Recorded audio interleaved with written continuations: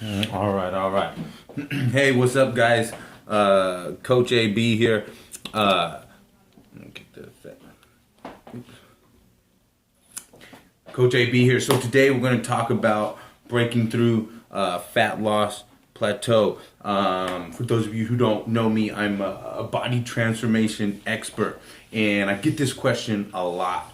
Okay, typically, right when we start a program, get some pretty good results, and we want to maintain those results. And oftentimes we'll find ourselves at a standstill or at a plateau. So let's start from just the beginning. Okay, let's start at the very top, and we're going to work through this board. I got a lot of things here. Hopefully this stuff makes sense to you. So if you're on Facebook Live, go ahead and leave a comment as we go through, and I'll make sure to answer any of those questions as they come up.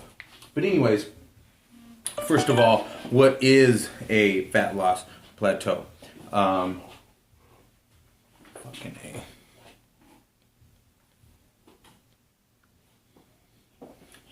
It is basically we're talking about fat loss stopping, or scale weight has stopped, or again plateaued. That's what we're talking about here. That the rate of progress has stalled or even stopped. But really quick, let's talk about getting that ball rolling in the beginning, in the first place. Okay, so typically you have a person, and they decide that they're going to address their fitness. They're gonna try to lose some weight, and get healthier. And typically that means one of two things, if not both things, and that is engaging in some sort of exercise or a nutritional program, right? Like, being active and eating healthier, to put it vaguely. And any person you take somebody who's not really focused on their nutrition and just eating whatever and not too active, you take that person, and if they start being active or even eating less calories, right? Well, that's gonna contribute to weight loss relatively quickly. And here's the reason why. Because at the end of the day, it all comes into calories in versus calories out. Okay? And so the only way that you can cut fat or reduce body fat percentage is to be at a calorie deficit. And what that means is that, of course, you are burning more calories than you eat, right? Like, that's it. At the end of the day, that's what it all comes down to, and we'll go into that a little bit further. But if you are eating more calories than you burn, then I don't care what you're doing. Is that camera over there good? Yeah. Okay. Then it doesn't matter, what you're doing. If you're eating more, I don't care if it's healthy, the healthiest food, organic, grass-fed, it doesn't matter. If you're eating more calories than you're burning, then you're not gonna lose weight. Like, you can't, okay? Like, it just won't happen. So anyways, again, like, at the end of the day, it all comes down to that calories in versus calories out. And another talk is about what those calories should comprise of. We're not gonna get into that too much today. But anyways, again, you take a person and they start engaging. Remember, this person was not exercising and they had no nutritional protocol at all.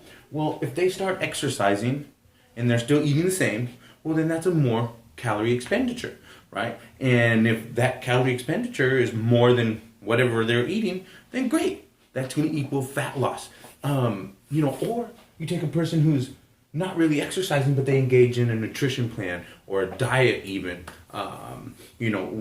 Typically diets work because they are calorie restricted, right? So, if it's a diet, you're not eating a lot of food. You're severely, in most cases, reducing the amount of food that you're eating, and that results in a calorie deficit, and of course, you lose weight. Okay, so anyways, or of course, you have a person who engages in both of those. They start being active, working out, and they start to adhere to some sort of a nutritional protocol.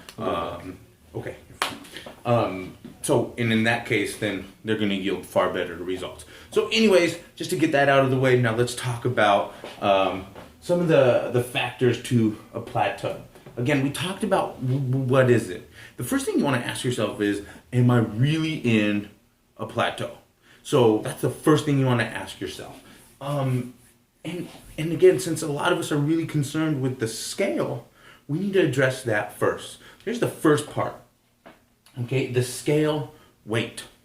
Now, for those of you who maybe weigh in every day, understand how much it can fluctuate.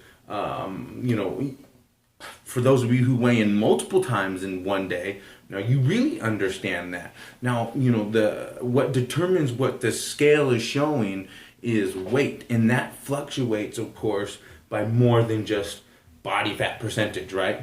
Number one, water retention. Okay, if you went out and you had if you had a meal that comprised of a lot of sodium or had a ton of sodium, if you had an influx of sodium last night and then you weighed in the morning, well, that's going to have water retention. Your stress, the amount of stress you have, sleep or lack of it, okay, is going to dictate what that scale says. Digestion, the amount of fiber that you've intake, hormones. Menstruation, for females, hormones is big, okay? It can severely fluctuate the scale. So first it's important to understand that the scale in one given day, in day to day, can fluctuate quite a bit, okay? So what we want to take into account here is, for instance, Monday, look at this diagram here. Monday, the scale may go up and down throughout the day, 9 a.m., 12, and 5 p.m. And that's okay. That's not the sole determining factor of progress. If this is happening one day, that's common, that's regular, okay? What we want to make sure that we're doing is, let's make, so over a month or over a week or a month, right? It's okay if it's going up and down, but the general overall progress we want to be making is reducing. We want that progress to continually over time go down, and the day-to-day fluctuations, those are okay. So that's the first thing you need to ask. Is this just a fluctuation due to maybe one of these things? Okay? Or have I literally stopped making progress going down? Okay, so it's really, really important to ask yourself that when you're looking on the scale. Okay? Now, let's talk about what's a good amount of weight to lose. A lot of times people hear, 1 to 2 pounds a week or 3 pounds a week, is pretty common, a pretty common goal to lose in a week. And I've had clients who lost 5 pounds in a week, and I've had clients who consistently lose just a half a pound. Now that's also very interdependent, right? Because as the heavier you are, okay, the easier it is, or the more fat you have, the easier it is to lose weight and the faster you can lose weight. So as your body fat percentage reduces, your ability to cut weight and that speed that you can cut weight reduces as well. I hope that makes sense. And part of that is because, I guess you could say the more fat your body has, the more it's willing to burn it. And you have to understand your body covets that fat, like it wants it. And, as you start to reduce it and there's less and less, the body can get, stingy with the fat. Okay, so it can get stingy. It doesn't want to burn the fat. Like it thinks if it burns all your fat, like you're gonna die. Your body doesn't care about your goal to be, 120 pounds. Like it doesn't care. It just wants to survive. And so for that reason, it's going to hold on to fat as hard as it can. That's just its job, especially if you're female, you're far better at holding on to fat and putting on new fat than males. That's just the way it is. Okay? Anyways, so the more fat you have, the easier it is and the quicker you can lose it. Another part of that is the heavier that you are, so the more you weigh, then the more calories you burn for the same activities. Okay, so just like jogging, if you weigh 200 pounds and you jog for 15 minutes, you're going to burn like 220 calories, okay? And if you're 180 pounds and you jog for 15 minutes, you might only burn 180 to 200 calories, okay? So the more you weigh, the more you burn. So, that's true for just your daily activity, living and doing and being. Okay, so as you reduce weight, you burn less calories just being alive and doing the stuff you were already doing when you were heavier, right? Okay. So the next, let's go back to this. How much weight should you be aiming to lose per week? What's healthy? What's sustainable? What's for real? Like I said, a lot of times we talk about 1 to 3 pounds each week. We don't want to think about it as 1 to 3 pounds. I want you to think of it as percentage of your overall body weight. So the goal should be 0.5 to 1% of your body weight. So that means it's going to be different depending on how much you weigh. So if you weigh 200 pounds, 0.5 to 1% equals 1 to 2 pounds a week. Great. Well, if you lose 20 pounds and you're down to 180, then 0.5 to 1% is different. That's 0.9 to 1.8 pounds per week. So that should be your goal, versus the weight. It should be percentage of your body, okay, that you're losing, okay, instead.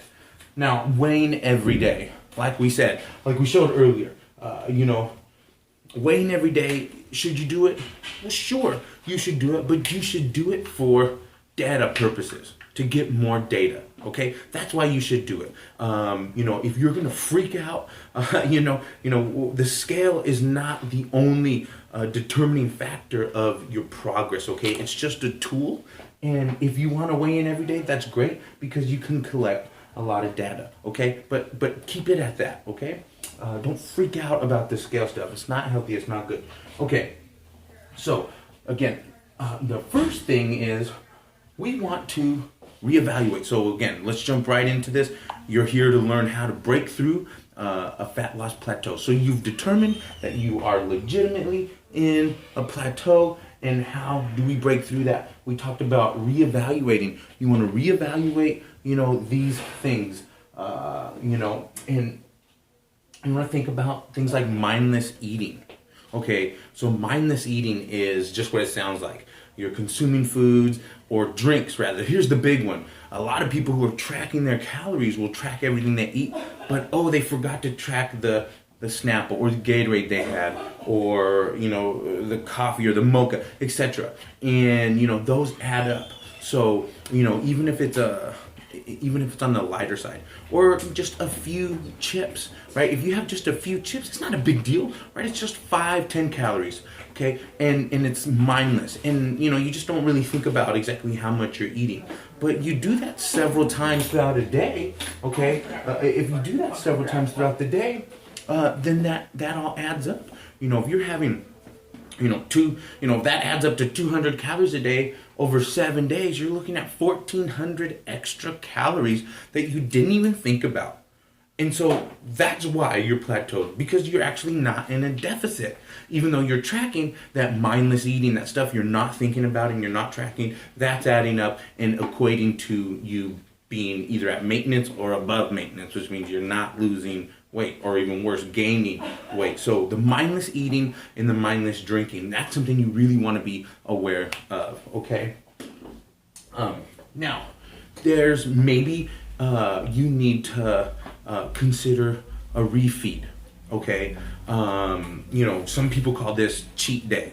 It's not, I don't like to use cheat day because people think of it like a competition. It's like cheat day. It's like a personal goal, or they see if they can go put down a whole pizza by themselves, right? And that's not the goal. The goal of the refeed day is, number one, there's metabolism, right? Like, you want your metabolism to stay high. And if we're losing weight consistently, it's because you're at a deficit consistently. And the truth is, a deficit is famine. So your body's in a famine.